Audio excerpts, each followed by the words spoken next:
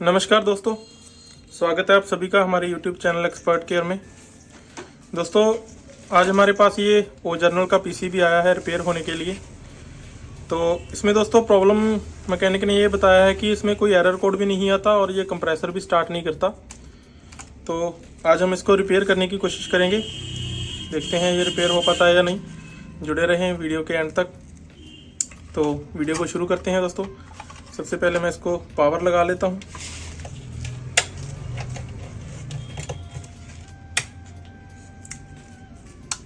तो आप देख सकते हैं कि यहाँ पे हमने पावर इसको लगा लिया है, ऑन हो गया ये। तो ये वाली ब्लोअर मोटर हमने इंडोर के साथ कनेक्ट की हुई है, इसको मैं यहाँ पे रख लेता हूँ। और ये वाली मोटर हमने आउटडोर के साथ कनेक्ट की हुई है। तो अभी इंडोर वाली मोटर स्टार्ट हो चुकी है, आप देख सकते हैं कि ये चल रही है।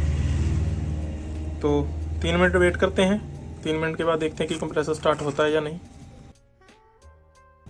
आपका ज़्यादा टाइम वेस्ट ना हो इसलिए मैं वीडियो को फास्ट फॉरवर्ड कर रहा हूँ।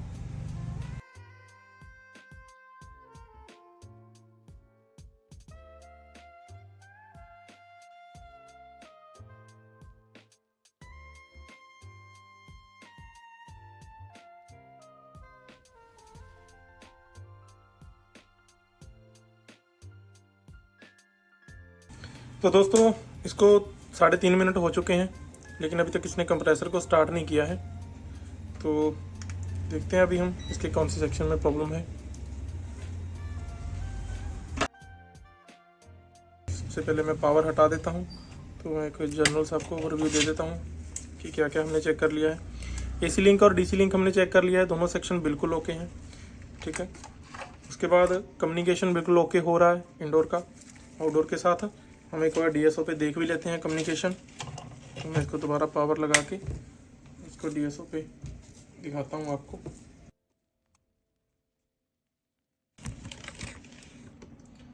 तो अभी हम इसके न्यूट्रल और कम्युनिकेशन के बीच में कम्युनिकेशन चेक करते हैं।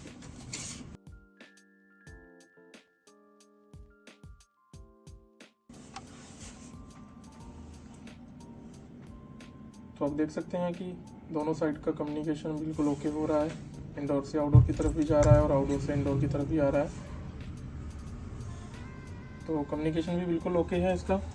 और एसी लिंक और डीसी लिंक भी हमने चेक कर लिया, उसमें कोई प्रॉब्लम नहीं है। तो अभी हम हाईसेंस की तरफ जाते हैं। हाईसेंस सर्किट में देखते हैं कि कुछ प्रॉब्लम तो नहीं है। तो सबसे पहले दोस्तों हम इसका सर्किट डायग्राम निकाल लेते हैं, जो कि हमारे ऐप में अवेलेबल है। जो एक्सपर्ट केयर का ऐप हम आपको देते हैं जब आप हमसे ट्रेनिंग लेते हैं, तो ये ऐप हम अपने सारे स्टूडेंट्स को देते हैं। तो इसमें आपको इसका डायग्राम मिल जाएगा। तो सबसे पहले आपको लॉगिन करके होम पेज पे आ जाना है।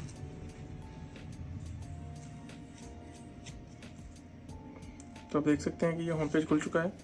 तो यहाँ पे अभी हम इसका डायग्राम देखना है तो हम टेस्ट पॉइंट वाला निकाल लेंगे, जिसमें साथ में टेस्ट पॉइंट भी बने होंगे।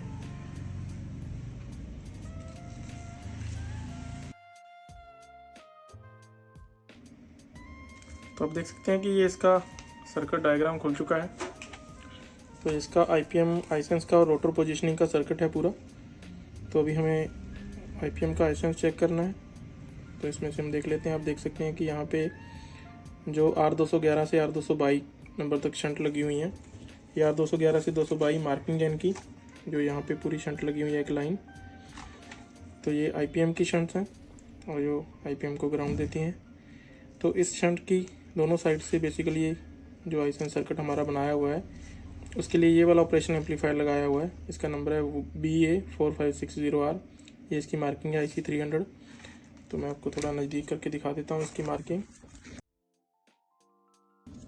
तो आप देख सकते हैं कि यहाँ पे IC 300 लिखा हुआ है और यहाँ पे IC 302 लिखा हुआ है। तो ये दोनों IC का सर्किट है जो मैं आपको दिखा रहा हूँ, IC 300 और IC 302। तो इस सर्किट में अभी हम टेस्टिंग करेंगे इस डायग्राम के हिसाब से। तो डायग्राम दोस्तों मैं आपको एक बार समझा देता हूँ कि कैसे बना हुआ है इसका। तो इस शंट की लोड वाली साइड से एक ये रजिस्टर आती है, जो कि इसके नॉन इन्वर्टिंग पॉइंट पे आती है, और इसके इन्वर्टिंग और आउटपुट के बीच में एक रजिस्टर लगा हुआ है, फीडबैक रजिस्टर। तो बेसिकली ये एक नॉन इन्वर्टिंग एम्पलीफायर है दोस्तों। क्योंकि इसके नॉन इन्वर्टिंग पे लोड साइड कनेक्टेड है, और इसकी आउटपुट इसके दूसरे चैनल की नॉन इन्वर्टिंग पे आ रही है, और इसके इन्वर्टिंग और आउटपुट को आपस में जोड़ रखा है। तो इसका जो दूसरा चैनल है वो बेसिकली एक वोल्टेज फॉलोअर सर्किट बना रहा है, जिसको हम बफर बोलते हैं। तो ये 15 वोल्ट VCC पॉजिटिव, जो इसको VCC चाहिए वो 15 वोल्ट पॉजिटिव चाहिए, और इसका जो VE है वो -9 वोल्ट से कनेक्टेड है। तो इस बोर्ड में एक माइनस में सप्लाई चलती है, माइनस में वोल्टेज चलती है, तो वो इसके VE के साथ कनेक्टेड है, जहाँ पे हम ग्राउंड कनेक्ट करते हैं। और इसकी जो आउटपुट है वो एक दूसरा IC है, यहाँ पे IC 300, इसके पहले चैनल की इन्वर्टिंग के साथ कनेक्टेड है, और इसी इन्वर्टिंग से एक रजिस्टर 5 वोल्ट से कनेक्टेड है, और इसके नॉन इन्वर्टिंग पॉइंट पे भी एक डिवाइडर बन रहा है। लेकिन इसमें आप देख सकते हैं कि डिवाइडर इधर से बन रहा है। ये वाली जो रजिस्टर है ये बेसिकली एक फीडबैक रजिस्टर है, जो कि इसके नॉन इन्वर्टिंग पॉइंट से लगी हुई है। तो जनरली आप देखते हैं कि जैसे यहाँ पे आप देख सकते हैं कि इसके इन्वर्टिंग पॉइंट से लगा रहता है फीडबैक रजिस्टर, लेकिन इस वाले में क्या है कि नॉन इन्वर्टिंग पॉइंट से फीडबैक रजिस्टर लगा हुआ है। तो इसके फॉर्मूले अलग होते हैं, जो कॉन्फ़िगरेशन जितनी भी ऑपरेशन एम्पलीफायर की बनती हैं। तो इसकी पूरी कॉन्फ़िगरेशन हम कोर्स में समझाते हैं, जितनी भी इसकी कॉन्फ़िगरेशन बनती हैं। शायद 7 तरह की कॉन्फ़िगरेशन हमारे बोर्ड में यूज़ होती हैं ऑपरेशन एम्पलीफायर की। तो इसका फार्मूला अलग होता है, और इसकी वोल्टेज निकालने का फार्मूला अलग होता है। तो यहाँ पे तो चलो आपको सर्किट डायग्राम में तो आपको आप देख सकते हैं कि चेक पॉइंट ही मिल जाएंगे, तो कितने नंबर पिन पे कितने वोल्टेज आएंगे। तो अगर आपको कैलकुलेट करना हो तो इन दोनों के फार्मूले अलग अलग हैं। ये बेसिकली एक स्मिथ ट्रिगर है, नॉन इन्वर्टिंग स्मिथ ट्रिगर है ये, ठीक है। तो इसमें आप देख सकते हैं कि इसकी जो आउटपुट है वो यहाँ से होती हुई इस ट्रांजिस्टर पे आती है, और इस ट्रांजिस्टर से इसकी बेस पे आके, और इस ट्रांजिस्टर का जो कलेक्टर है वो MCU पे जाता है, MCU की पिन नंबर 34 पे। तो यहाँ पे पुल अप 5 वोल्ट रहते हैं, लेकिन जब ये ट्रांजिस्टर ऑन हो जाता है तो इसी सर्किट से ये ट्रांजिस्टर ऑन होता है। तो जब ये ट्रांजिस्टर ऑन होता है तो ये बेसिकली जो MCU की पुल अप 5 वोल्ट पिन होती है 34, ये पुल अप क्यों होती है मैं आपको दिखाता हूँ। यहाँ से आप देख सकते हैं कि ये वाली पिन IPM के फॉल्ट आउटपुट पिन से जुड़ रही है। तो इधर से जो फॉल्ट आउटपुट ग्राउंड आएगा, अगर IPM ग्राउंड आउटपुट करता है फॉल्ट आने पर, तो भी ये MCU को 34 नंबर पिन पे यहाँ से मिल जाएगा। और अगर इधर से कोई प्रॉब्लम आती है तो भी ये ट्रांजिस्टर ऑन हो जाएगा, और यहाँ का ग्राउंड MCU को मिल जाएगा। तो ये बेसिकली पुल अप रहता है, दोनों कंडीशन अगर ओके हैं तो। अगर IPM इधर से नहीं ग्राउंड आउटपुट करता तो भी यहाँ पे पुल अप 5 वोल्ट रहते हैं, और अगर ये ट्रांजिस्टर ग्राउंड आउटपुट नहीं करता तो भी यहाँ पे 5 वोल्ट पुल अप रहते हैं। लेकिन जैसे ही किसी एक तरफ से ग्राउंड आ जाता है तो ये MCU को जाने वाले 5 वोल्ट ड्रॉप हो जाते हैं, ग्राउंड हो जाते हैं, तो जिससे कि फॉल्ट कंडीशन क्रिएट हो जाती है। और इधर वाला इसका रोटर पोजीशनिंग का सर्किट है, आप देख सकते हैं। ये वाला ऑपरेशन एम्पलीफायर ग्राउंड पे चल रहा है, जैसे हमने पीछे देखा था ये वाला 9 वोल्ट माइनस में चल रहा था, इसको जो VE दिया हुआ था -9 वोल्ट दिया हुआ था, लेकिन ये ग्राउंड पे चल रहा है। इसका जो 4 नंबर पिन है वो ग्राउंड से कनेक्टेड है। और इधर वाला इसका रोटर पोजीशनिंग सर्किट है, आप देख सकते हैं कि UVW से 3 रजिस्टर लग के आ रही हैं हाई वैल्यू की, और एक इधर ग्राउंड से लगी हुई हैं 2 रजिस्टर। तो यहाँ पे बेसिकली डिवाइडर बनाया हुआ है, जो कि नॉन इन्वर्टिंग पॉइंट पे आता है। और इसके इन्वर्टिंग पॉइंट पे आप देख सकते हैं कि 300 वोल्ट से यहाँ से 3 रजिस्टर आ रही हैं, और ये रजिस्टर ग्राउंड से आ रही है। तो यहाँ पे भी डिवाइडर बना हुआ है, और इसमें कोई फीडबैक नहीं लगा हुआ। तो ये बेसिकली एक कंपैरेटर सर्किट है। तो आप देख सकते हैं कि इसी 2 ऑपरेशन एम्पलीफायर में 3 तरह की कॉन्फ़िगरेशन बन चुकी हैं। यहाँ पे नॉन इन्वर्टिंग एम्पलीफायर बन चुका है, यहाँ पे वोल्टेज फॉलोअर बन चुका है, यहाँ पे स्मिथ ट्रिगर बन चुका है, और यहाँ पे कंपैरेटर बन चुका है। 4 तरह की इसी बोर्ड में कॉन्फ़िगरेशन बन चुकी हैं। तो इन चारों की वोल्टेज कैलकुलेशन अलग अलग तरीके से होगी। तो अभी तो हम इससे देख के ही आपको समझा देंगे कि कैसे कैसे किस पिन पे क्या वोल्टेज आ रही है। तो ये 99 मिली वोल्ट MCU के 47 नंबर पिन पे जाएंगी, और ये 34 नंबर पिन पे जाएंगी पुल अप 5 वोल्ट, जो कि फॉल्ट आउटपुट के लिए हैं। तो अभी हम इसके हिसाब से पूरा सर्किट को ट्रेस करते हैं कैसे काम कर रहा है। सबसे पहले हम यहाँ से सर्किट शुरू करते हैं। तो अभी नो लोड कंडीशन है, अभी हमारे IPM पे कोई लोड नहीं है, तो यहाँ पे कोई पॉजिटिव वोल्टेज क्रिएट नहीं होंगे, मतलब यहाँ दोनों पॉइंट्स में कोई डिफरेंस नहीं होगा, दोनों में इक्वल वोल्टेज होंगे। तो जब इक्वल वोल्टेज होंगे तो इसकी आउटपुट आप देख सकते हैं, यहाँ पे रेड मार्क बना हुआ है, रेड कलर का।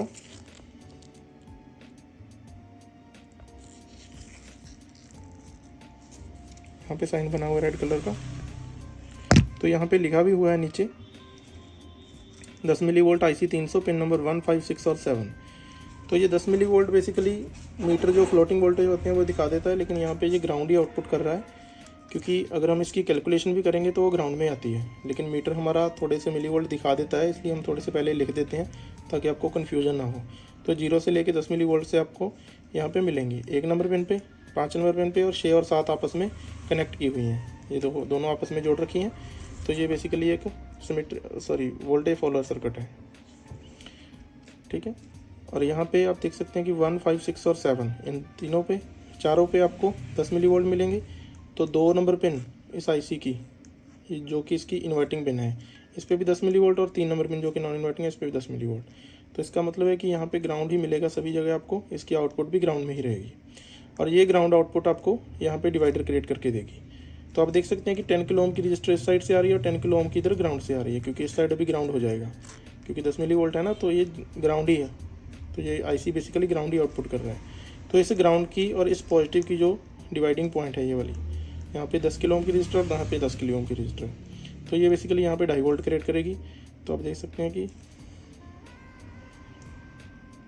ये रहा 2.5 वोल्ट आईसी 302 पिन नंबर 2। तो इसका पिन नंबर जो 2 है ये वाला, इस पर 2.5 वोल्ट मिलेंगे हमें। और इसकी अगर हम नॉन इन्वर्टिंग पे बात करें तो ये नॉन इन्वर्टिंग के वोल्टेज भी यहाँ पे लिखे हुए हैं 3 नंबर पिन पे 890 मिली वोल्ट। तो इसकी कैलकुलेशन का हम अलग से वीडियो बना देंगे, स्मिथ ट्रिगर को कैसे कैलकुलेट करते हैं। जिन्होंने हमारे से कोर्स किया हुआ है हमारे इंस्टीट्यूट से, उनको तो पता होगा स्मिथ ट्रिगर कैसे कैलकुलेट करते हैं, ठीक है जी। और उसके बाद आप देख सकते हैं कि इस आईसी के पहले चैनल की जो आउटपुट है वो यहाँ से एक रजिस्टर के थ्रू होते हुए इस ट्रांजिस्टर पे आ जाती है।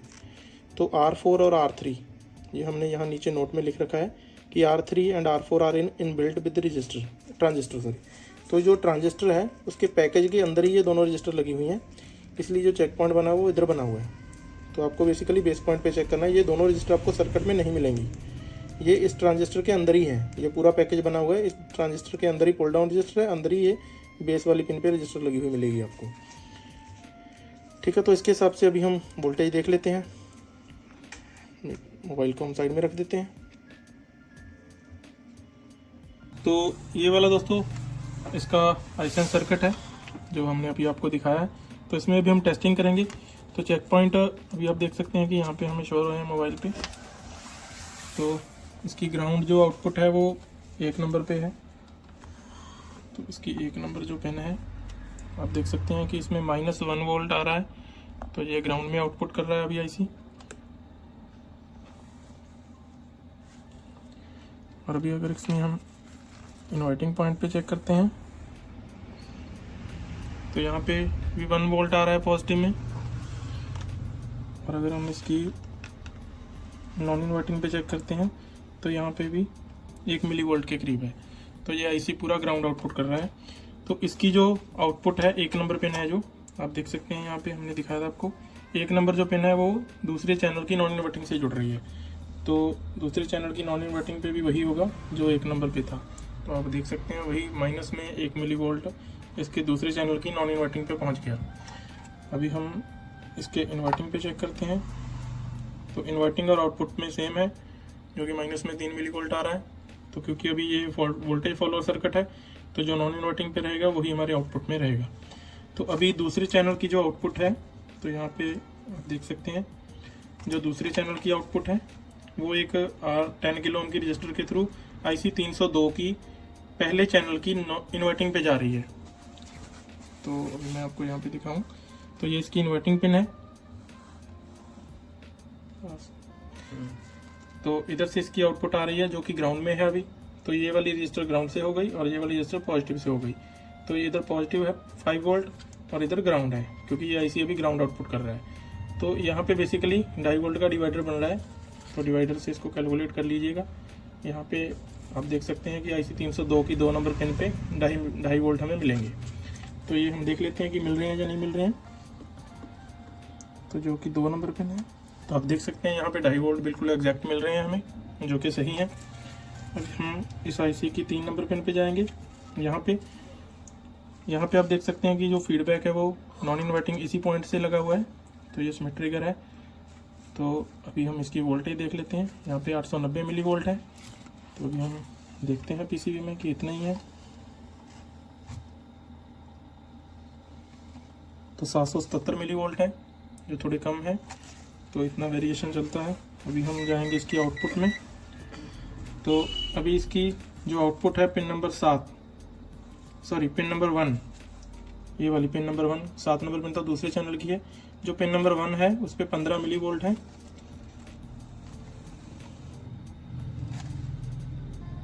तो यहाँ पे बहुत गड़बड़ हो गई। आप देख सकते हैं कि 1.5 वोल्ट है ये आउटपुट कर रहा है, लेकिन जो इसके इन्वर्टिंग पॉइंट के वोल्टेज है वो बिल्कुल एग्जैक्ट है, और नॉन इन्वर्टिंग में थोड़ा डिफरेंस है। यहाँ पे 777 है और जो डायग्राम में है वो 890 मिली वोल्ट है, लेकिन आउटपुट का बहुत फ़र्क हो चुका है। आप देख सकते हैं कि आउटपुट 1.5 वोल्ट है, जो कि 15 मिली वोल्ट होनी चाहिए थी, मतलब जो ग्राउंड में होनी चाहिए थी। तो अभी इसके पॉजिटिव होने की वजह से क्या हो रहा है वो हम देखते हैं। तो 1 नंबर पिन जो है वो इस ट्रांजिस्टर की बेस पिन से कनेक्टेड है। ये रजिस्टर तो इसके अंदर ही है, तो इसकी बेस पिन से कनेक्टेड है। तो यहाँ पे ये Q300 है, यहाँ पे ये लगा हुआ है Q300। मैं नज़दीक करके आपको दिखा देता हूँ। तो बेसिकली ये वाला वो ट्रांजिस्टर है एक, ये वाला यहाँ पे लिखा हुआ Q300। ये एक NPN ट्रांजिस्टर है। तो इसकी हम बेस पिन पे चेक करते हैं, क्योंकि इसकी आउटपुट सीधा इसकी बेस के साथ जुड़ रही है। तो आप देख सकते हैं कि इसकी बेस पे 1.5 वोल्ट मिल रहे हैं, और इसके इंटरनल जो रजिस्टर लगी हुई है करंट लिमिट करके इसको 700 मिली वोल्ट दे रही है। तो अभी इस ट्रांजिस्टर को बेस पे पॉजिटिव वोल्टेज चाहिए होते हैं ऑन होने के लिए, क्योंकि ये एक NPN ट्रांजिस्टर है। तो इसके एमीटर है जो वो ग्राउंड से कनेक्टेड है। तो अभी ये ट्रांजिस्टर ऑन हो जाएगा। तो ऑन होने की वजह से क्या होगा कि जो एमीटर वाला ग्राउंड है वो इस पिन पे पहुंच जाएगा, MCU की 34 नंबर पिन पे। तो अभी हम इसके कलेक्टर पिन पे चेक कर लेते हैं। तो आप देख सकते हैं कि यहाँ पे ग्राउंड मिल रहा है, 71 मिली वोल्ट है सिर्फ। तो ये ग्राउंड है जो वो MCU को मिल रहा है।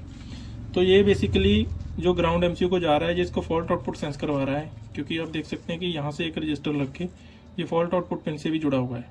तो अगर इधर से ग्राउंड आएगा तो भी MCU को इस पिन पे ग्राउंड जाएगा, और अगर इस ट्रांजिस्टर से ग्राउंड आएगा तो भी MCU को इस पिन पे ग्राउंड मिलेगा।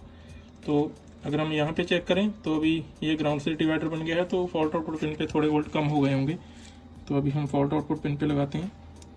तो आप देख सकते हैं कि यहाँ पे जो पुल अप 5 वोल्ट होने थे उसकी जगह 905 मिली वोल्ट ही रह गए हैं। तो बेसिकली ये IPM फॉल्ट आउटपुट नहीं कर रहा है, ये इस ट्रांजिस्टर की तरफ से हो रहा है। क्योंकि अगर IPM की तरफ से हो रहा होता तो यहाँ पे पूरा ग्राउंड होता, क्योंकि IPM जब फॉल्ट आउटपुट करेगा तो इसको पूरा लॉजिक लो में लेके जाएगा इस लाइन को, और यहाँ पे पूरा ग्राउंड होता। यहाँ पे ग्राउंड है, यहाँ पे 5 वोल्ट है, ये डिवाइडर बन रहा है इसलिए यहाँ पे 905 मिली वोल्ट दिखा रहा है। तो बेसिकली यहीं पे प्रॉब्लम है इसके। तो यहाँ पे अभी इसका इनपुट तो ठीक है, मुझे ये ऑपरेशनल एम्पलीफायर ही खराब लग रहा है। एक बार हम इसका इस साइड भी चेक कर लेते हैं, जो कि रोटर पोजीशनिंग के लिए है। तो आप देख सकते हैं यहाँ पे UVW से रजिस्टर आ रही हैं, ये पॉजिटिव से रजिस्टर आ रही हैं। तो ये सारी साइज के साथ कनेक्टेड हैं। तो इसकी अगर हम 5, 6 और 7 नंबर पिन देखें तो ये वाली इसकी रीडिंग है सारी 5, 6 और 7 की, IC 302 की। तो 5 नंबर पिन पे 410 मिली वोल्ट है, ये हम देख लेते हैं। तो यहाँ पे 544 मिली वोल्ट है, और 6 नंबर पिन पे 6.3 वोल्ट है, यहाँ पे 7.3 वोल्ट है, और पिन नंबर 7 पे 99 मिली वोल्ट है। तो यहाँ पे आप देख सकते हैं कि पूरा पॉजिटिव सैचुरेशन में जा चुका है। ये 14 वोल्ट दिखा रहा है, 15 वोल्ट पे ये IC चल रहा है, और ये पॉजिटिव सैचुरेशन में चला गया है जो कि 14 वोल्ट दिखा रहा है। तो यहाँ पे ओवरऑल मुझे ये IC ख़राब लग रहा है। तो इसको हम एक बार ओपन करते हैं, ओपन करके फिर इसकी इनपुट रीडिंग्स चेक करते हैं। मैं बोर्ड को बंद कर लेता हूँ, डिस्चार्ज होने तक हम वेट करते हैं।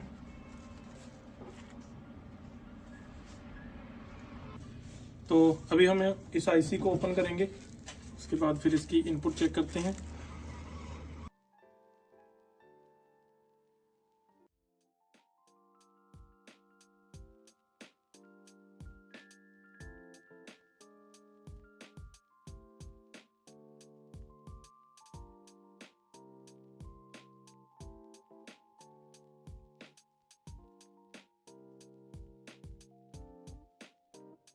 तो आप देख सकते हैं कि यहाँ से हमने IC को रिमूव कर दिया है।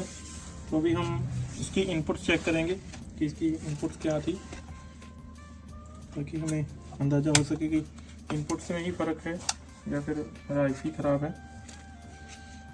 तो अभी हम सबसे पहले इसकी 2 नंबर की इनपुट चेक करते हैं। तो आप देख सकते हैं कि यहाँ पे वही 2.5 वोल्ट बन रहे हैं जो हमने डिवाइडर से कैलकुलेट किए थे, और 3 नंबर पे 943 मिली वोल्ट बन रहे हैं। तो यहाँ पे 3 नंबर पिन पे हमारे ये रहे 890 मिली वोल्ट थे। तो ये तो ऑलमोस्ट सेम है। अगर हम 943 मिली वोल्ट से भी कैलकुलेट करते हैं तो भी हमारी जो आउटपुट आ रही थी वो नहीं बननी चाहिए, जो 1.5 वोल्ट आ रही थी। और हम दूसरे चैनल की अगर बात करें तो 5 नंबर पिन पे अगर हम चेक करें तो 509 मिली वोल्ट हैं, जो कि 410 मिली वोल्ट होने चाहिए थे। और 6 नंबर पिन पे अगर चेक करें तो 6.3 वोल्ट होने चाहिए, जो कि 7.3 वोल्ट है। तो अगर इन दोनों वैल्यूज़ के हिसाब से हम कैलकुलेट करें तो तकरीबन हमारे 15 वोल्ट नहीं बन रहे हैं इन दोनों इनपुट्स के हिसाब से भी। तो अभी तो हम यहाँ पे पुल अप आ जाएंगे तो आउटपुट पे, क्योंकि इसकी जो आउटपुट पिन है वो पुल अप रहती है, आप देख सकते हैं यहाँ पे। तो अभी हमने आईसी को रिमूव कर दिया, तो यहाँ से 5 वोल्ट आ गए हैं आउटपुट से। तो अभी हम यहाँ पे नया आईसी इंसर्ट करेंगे, फिर उसके बाद देखते हैं कि इसकी इनपुट आउटपुट क्या होती है और हमारा सेट जो है वो चलता है या नहीं चलता है। तो अभी हम आईसी निकाल लेते हैं नया।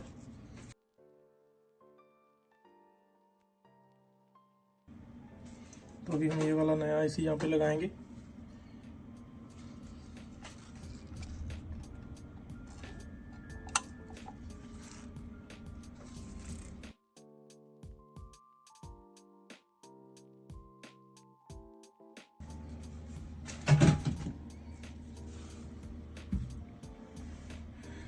तो आईसी हमने इंसर्ट कर दी है, तो इसको थोड़ा ठंडा होने देते हैं क्योंकि इसका थोड़ा गेन डिस्टर्ब हो जाता है। तो इसको ठंडा करके फिर बोर्ड को ऑन करते हैं और इसकी इनपुट आउटपुट चेक करते हैं। तो अभी दोस्तों हम बोर्ड को ऑन करते हैं और इसकी रीडिंग्स चेक करते हैं। तो ये ब्रिज रेक्टिफायर से हम ग्राउंड लगा लेते हैं। तो सबसे पहले हम इसकी 1 नंबर पिन पे चेक करेंगे, जो कि गड़बड़ आ रही थी। पहले यहाँ पे 1 वोल्ट आ रहा था, लेकिन यहाँ पे जो है वो 15 मिली वोल्ट आने चाहिए। तो अभी हम 1 नंबर पिन पे चेक करेंगे। तो आप देख सकते हैं यहाँ पे 16 मिली वोल्ट हो चुके हैं, जो कि सही हो चुके हैं। अभी पहले यहाँ पे 1.5 वोल्ट आ रहा था, जो कि इस ट्रांजिस्टर को ऑन कर रहा था। तो अभी अगर हम इसके कलेक्टर पे चेक करेंगे तो पहले यहाँ पे ग्राउंड था, अभी यहाँ पे 5 वोल्ट पहुँच चुका है पुल अप।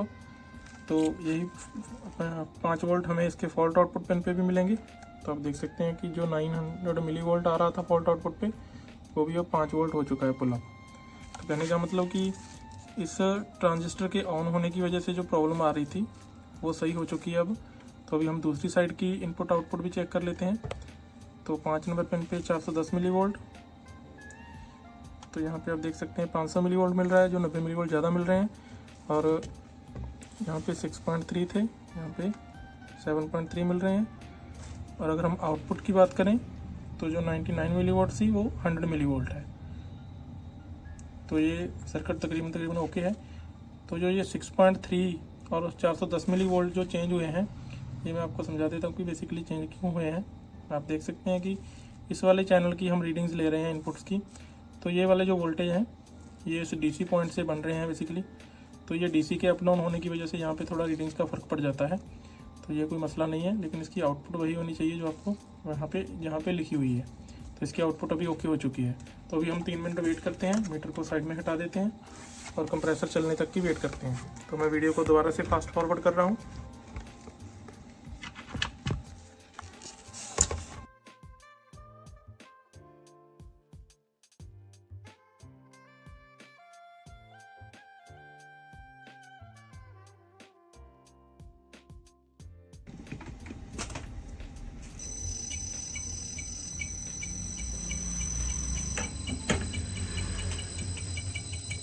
तो दोस्तों आप देख सकते हैं कि यहाँ पे जो इसकी आउटडोर के साथ हमने मोटर कनेक्ट की थी वो चल चुकी है और कंप्रेसर भी चल चुका है। कंप्रेसर की आवाज़ आपको आ रही होगी।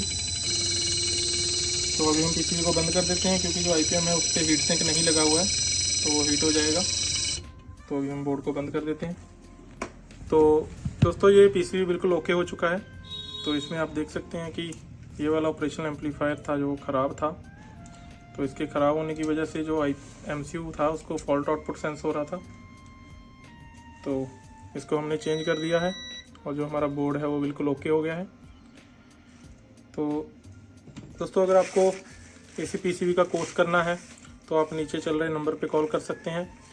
और हमारे चैनल पे हम ऐसी वीडियोस डालते रहते हैं, तो हमारे चैनल को प्लीज़ सब्सक्राइब कर लीजिए ताकि आपको ऐसी रिपेयरिंग की वीडियोस मिल सकें।